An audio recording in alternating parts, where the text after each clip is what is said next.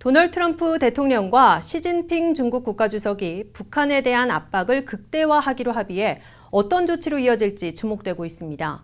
현재까지의 안보리 대북 제재를 철저히 이행하는 것은 물론 아직 부과되지 않은 원유 공급 차단과 김정은 위원장 개인 제재로까지 비화될지 관심을 끌고 있습니다. 첫 소식 워싱턴에서 한면택 특파원이 보도합니다. 북한의 멈추지 않는 핵미사일 질주에 도널드 트럼프 대통령이 시진핑 중국 국가주석과 전화통화를 갖고 대북 압박을 극대화한다는 합의를 이끌어내 어떤 후속 조치들이 취해질지 주시되고 있습니다. 유엔 무대 대비해 나흘간의 정상회기에 돌입한 도널드 트럼프 대통령은 유엔 총회 불참한 시진핑 중국 국가주석에게 전화를 걸어 핵실험과 미사일 발사를 잇따라 감행하고 있는 북한 문제를 집중 논의했습니다. 트럼프 대통령과 시진핑 주석은 45분간의 전화통화에서 핵과 미사일 도발을 이어가는 북한에 대해 최대 압박을 가하기로 합의했다고 백악관이 밝혔습니다.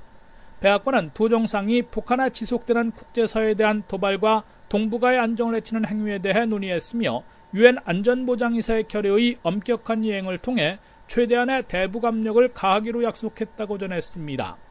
트럼프 대통령과 시진핑 국가주석은 북한의 육체 핵실험 직후인 지난 6일에 통화한 데 이어 열흘여 만에 다시 전화통화를 가진 것이며 오는 11월에는 베이징에서 직접 만나 정상회담을 갖게 됩니다.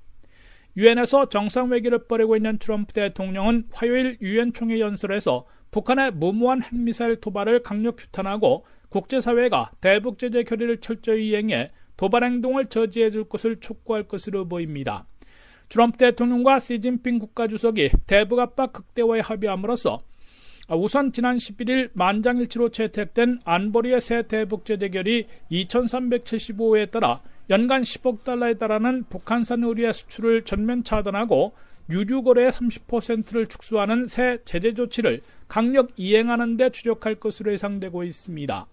나아가 트럼프 행정부의 외교안보 수장들이 일제 경고한 대로 최근 추가 제재에서 빠진 대북 원유 공급의 전면 차단과 김정은 위원장 개인 제재, 군함을 동원한 북한을 오가는 선박 검색 등 초강경 봉쇄 조치들까지 다시 모색될 가능성이 있는 것으로 관측되고 있습니다. 렉스 틸러슨 국무, 니키 에일리 유엔 대사, 허버트 맥메스트 국가안보보좌관 등은 일제히 안보리의 대북 제재와 외교적 해결 방안이 거의 소진되고 있다며 김정은 정권이 앞으로도 핵미사일 위협을 계속한다면 펜타곤의 군사옵션에 맡기게 될 것이라고 경고해놓고 있습니다. 워싱턴에서 RKTV 뉴스 한면택입니다.